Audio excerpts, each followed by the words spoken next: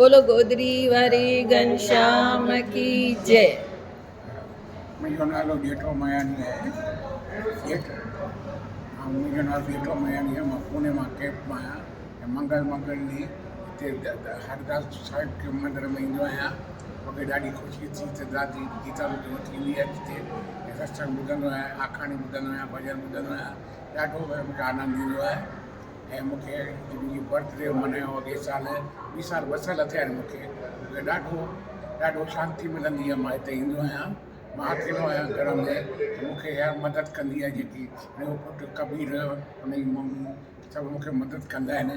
मां अकेलो आहियां, का बि ॻाल्हि हेठि मथे हूंदी आहे ईंदा आहिनि मूं वटि, मां गॾिजण वेंदो आहियां।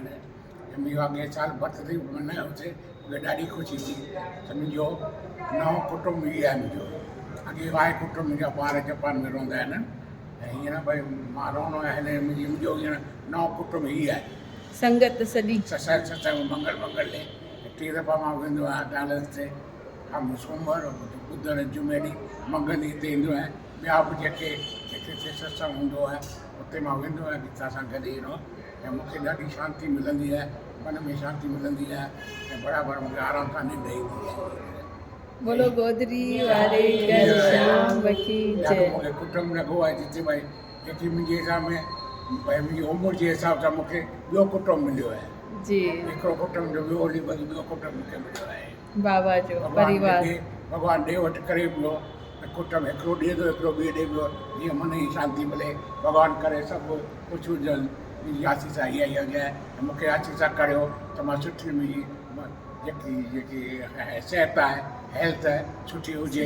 भॻवान दादी तव्हांजी आसीसा जे करे मां हिते 2 साल आयो आहियां। भॻवान दादा कुझु कोन थियो आहे मूंखे, मां हलां पियो जीअं भॻवानु दादा भाई बाबा साहिबु हलाए पियो, मां हलां पियो। जय बाबा साहिब। जय बाबा। सभई अरदास करूं, अरदास करो दादा लाइ